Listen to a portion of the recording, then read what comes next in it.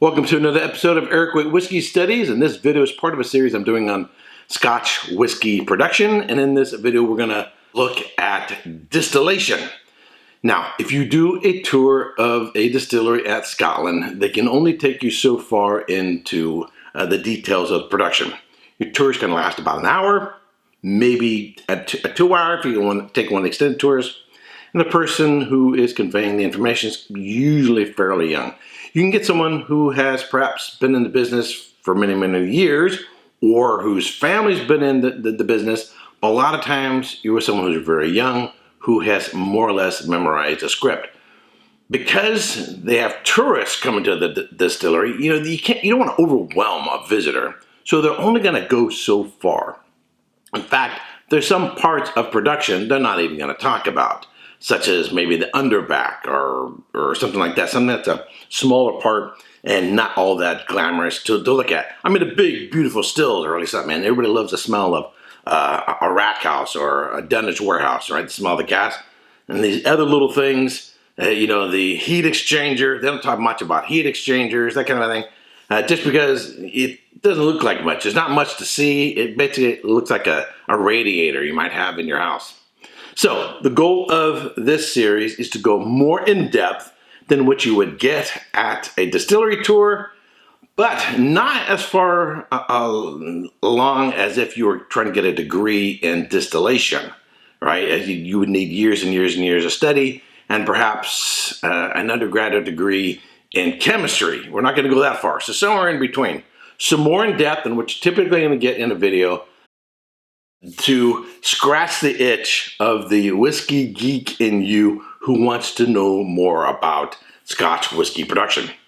Now, of all the different steps in the production process of Scotch whiskey, I would say distillation is probably the most complex. There's more details and there's a lot of variations that producers can take in the different ways in which they're going to distill their spirit in terms of shapes, sizes, rates, and so forth, which we're going to get into in the study. So let's get into it. So as talked about in previous videos, once the starch in the barley has been converted to sugar through malting, the malted barley is then turned to grist through milling, which is then put into a mash tun to create a sugary liquid called wort. The wort is then transferred to a washback. Yeast is then added to the wort in the washback so that it can undergo fermentation.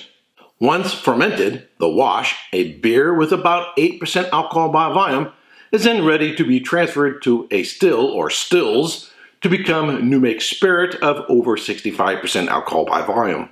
The spirit is then brought down to filling strength of about 63.5% alcohol by volume and transferred to an oak cask to mature for a minimum of at least 3 years, so that it can legally be called Scotch whiskey. So one of the keys to studying is repetition. So always got to do a little bit of review of what we covered in previous videos. And in case you didn't watch the previous videos, although you should go back and watch this entire series. Each video has a link to the next lesson in the series. So even if you didn't watch the previous ones, that's a summation of where we're at, bringing us up to distillation. Distillation is the process in which liquids are separated due to their different boiling and condensing points. Water boils at 100 degrees Celsius, whereas alcohol boils at around 78 degrees Celsius, depending on the altitude. In distillation, the distiller is separating the ethanol and flavor congeners from the water in the wash. What I love about this is I love big peated whiskeys. But what I love about this is it has a real nice underlying gentle peat with a lot of your classic, either bourbon or sherry cask notes. Slight nuttiness, a little sea breeze. You wouldn't mistake the Glenturret for an Islay. There's a little bit of an old world character to it. You might mistake it for a Springbank, or probably the closest might be something from Glengarry.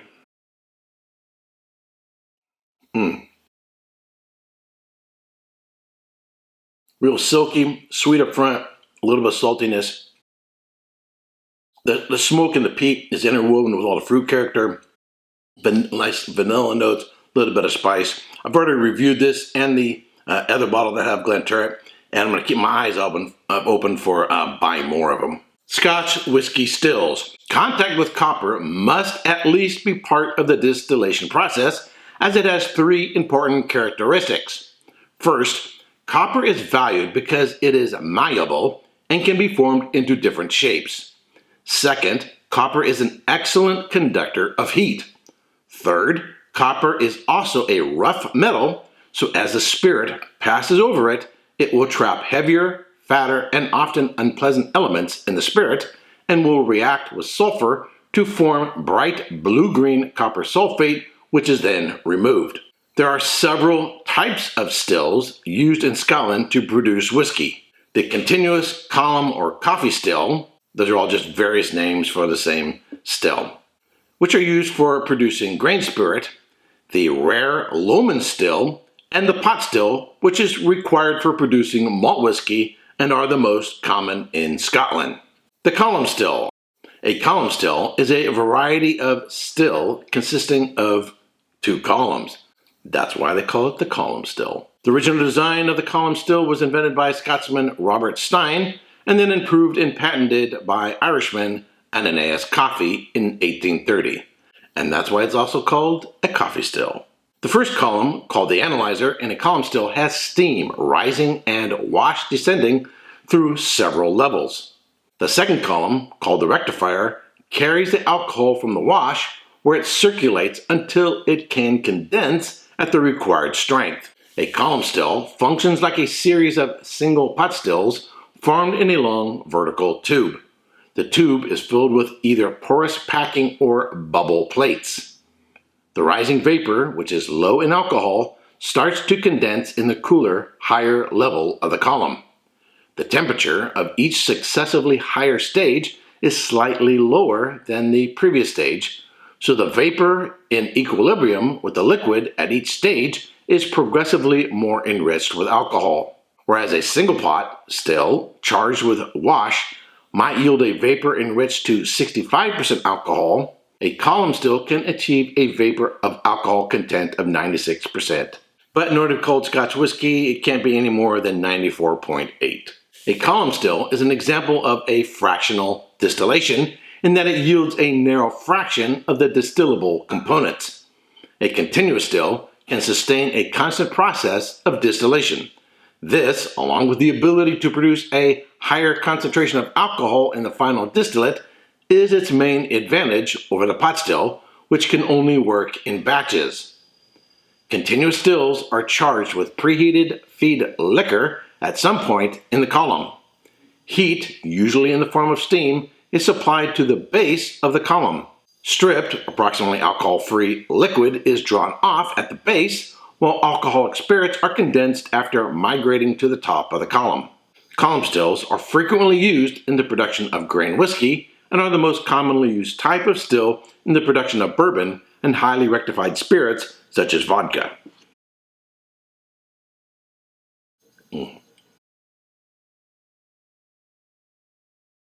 I love the texture and the mouthfeel of the Glenturret. I love the balance of smoke and peat and earth and spice and fruit characteristics. And this is only the 10-year-old. I gotta say, other than Ardbeg 10, which is a big peated whiskey, this has got to be probably my favorite 10-year-old single malt Scotch. Lman Stills, another type of still that is rarely seen, is the Lman Still. It was invented in 1955 by Alistair Cunningham of Hiram Walker, but today it is rarely used for whiskey distillation.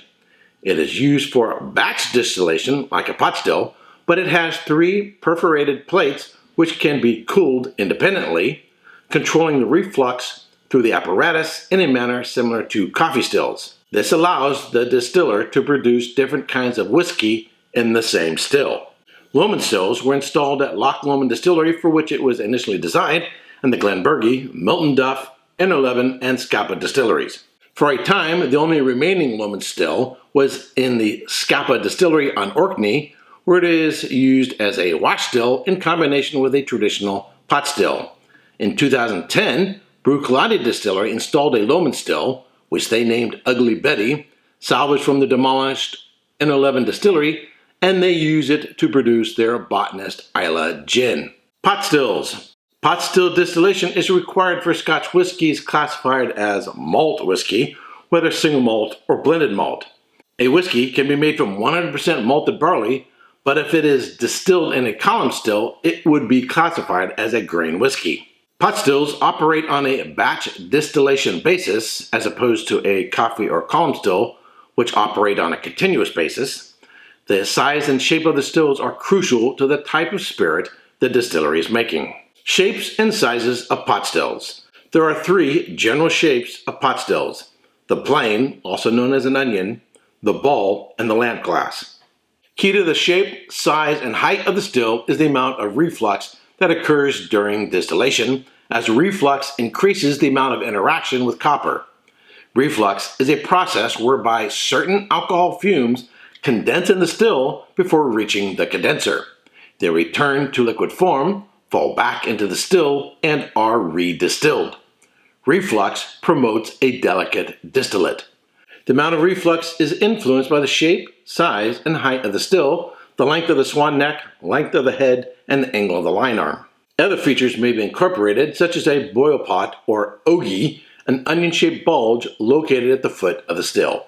The greater the contact between the copper and the spirit, the lighter the spirit will be, as more impurities, fats, and other compounds will be removed. A long, tall still will mean that only the light spirit makes it all the way to the line arm, with the fattier other spirits falling back into the base of the pot still. Small, squat stills, often used for making Highland whiskies, will produce a more robust, oilier, and often more flavorsome whiskey. So reflux can be affected by the following: 1. The size and shape of the stills. 2. The slope of the line arm. 3. The volume of original liquid in the stills. 4. The speed at which the stills are run. And 5. The installation of purifiers, such as at Ardbeg Distillery. The wash still. The wash still's function is to distill the wash, that is, the fermented mash wort mixture, so as to separate the yeast, water, and residue, known as pot ale, from the alcohol. The temperature is raised until the wash begins to boil at around 78 degrees Celsius, the boiling point of ethanol alcohol. The wash still will increase the alcohol of the wash from around 8% alcohol by volume to around 20 to 24% alcohol by volume, and then it will be known as low wines. As a wine sommelier, I've never understood why they call it low wines. There's no grapes involved. We're not making brandy, so why do they call it low wines? You would think they might call it low spirit or something like that, or a high wash since they're increasing the alcohol, but they call it low wines.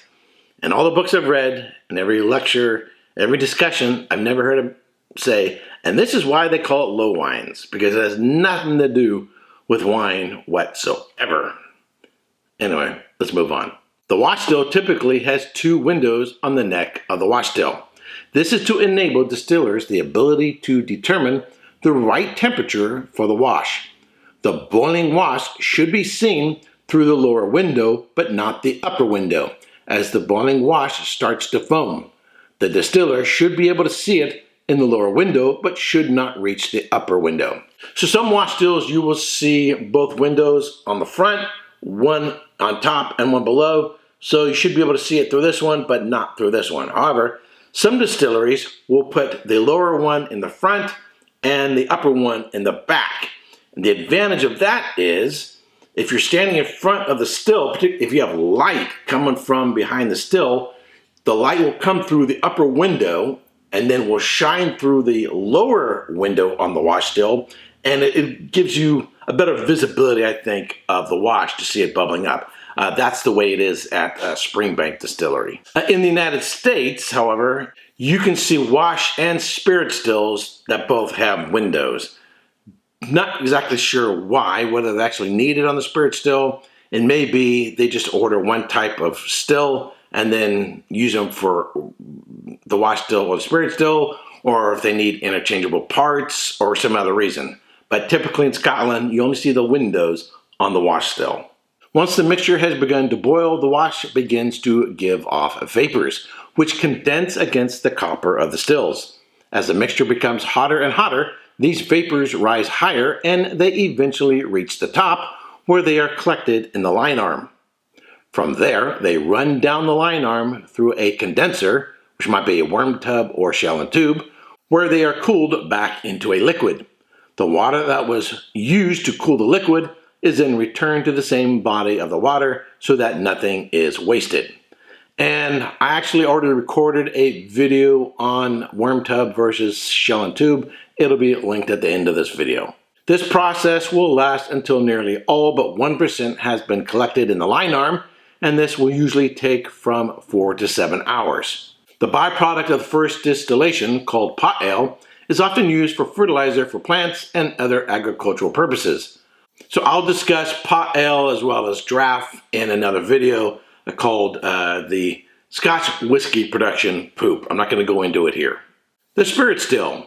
After leaving the wash still, the low wines are then transferred from the condenser into the spirit still to be distilled again. The spirit still aims to reduce the liquid further, increasing its alcohol content from 20 to 24% alcohol by volume to around 65% alcohol by volume, and further remove unwanted impurities and increase desirable flavors. Direct fire versus steam coil heated still. Each still is heated in order to boil the liquid and vaporize the alcohol given off. Historically, they were directly heated by peat or coal firing. A direct fire heated still will reach significantly higher temperatures, up to 650 degrees Celsius, which will produce a different set of reactions in the wash than in a steam coil heated still. The intensity of the heat can cause any residue particulate matter in the wash, such as dead yeast cells, barley husks, sugar compounds, proteins, and dextrins, to stick to the inner surface of the copper in the same way as a steak placed on a hot griddle pan will start to brown. This Maillard type reaction inside the still will help to create a range of different flavor compounds. There could be an increase in sulfur, some vegetal aromas, and a rise in a compound called furfural, which ultimately is derived from the hemicellulose in the barley husk. At its most extreme, furfural can give a burnt chocolate effect. At lower levels, it helps provide a caramel nutty aroma or a creme brulee-like note. Excessive burnt aromas can be avoided by preheating the wash and gently raising the temperature in the still.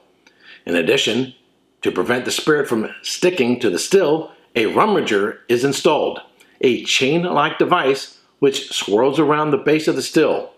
At Springbank, there is a bell attached to a rod going through the back of the still, which makes a clinking sound every time the rod is turned, indicating to the stillman that the rummager is doing its job. Today, most stills are heated by internal steam coils or external heating, which can provide a more even source of heat. Distilleries that still use direct firing include Glenfiddich, Glenfarclas, and Macallan distilleries, which use direct firing for both the wash and the spirit still, while Springbank, Glengarry, and Tobermory distilleries use direct fire wash stills. So Glenfarclas actually switched from direct fire to steam. They didn't like the result. They liked that little bit of that creme brulee character, so they switched back to direct fire. Long versus short distillation. Option 1, long conversion. The longer the conversion between the alcohol vapor and copper, the lighter the final spirit will be. This means tall stills are more likely to produce lighter spirit than small ones. For example, Glenmorangie Distillery's giraffe stills. Conversely, the shorter conversion, the heavier the resulting spirit will be. Small stills and quick conversions tend to give this characteristic. An example would be the Macallan Distillery's curiously small stills. Double versus triple distillation. While double distillation is generally more common in Scotland and triple distillation is more common in Ireland, there are some notable distilleries that are exceptions. Triple distillation creates a much lighter spirit than standard double distillation.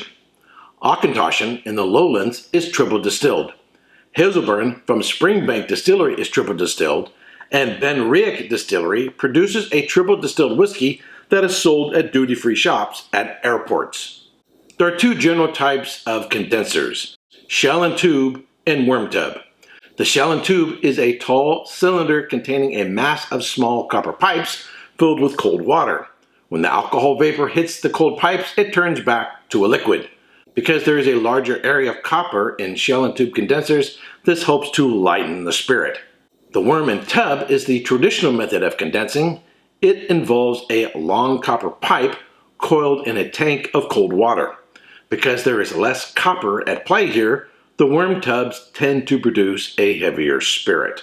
So I talked about shell and tube versus worm tub in another video, which I'll put out a link to at the end of this video. The spirit safe. As previously mentioned, the wash from the washback has a strength of approximately 8% alcohol by volume. This is then distilled at least twice in copper pot stills. The first distillation in a wash still will produce a low wine of 23% alcohol by volume, which is then redistilled in a spirit still and increased to about 65% alcohol by volume. The distillate is then divided in three parts with the spirit safe. First, the foreshots, also known as the heads, the middle, also known as the heart, and the feints, also known as the tails. The spirit safe may be operated manually or automated. Only the heart is retained for maturation. Using a thermometer and hydrometer, the distiller measures the temperature and relative density of the distillate and then decides when to turn the handle to make the cut, or it's done by a computer.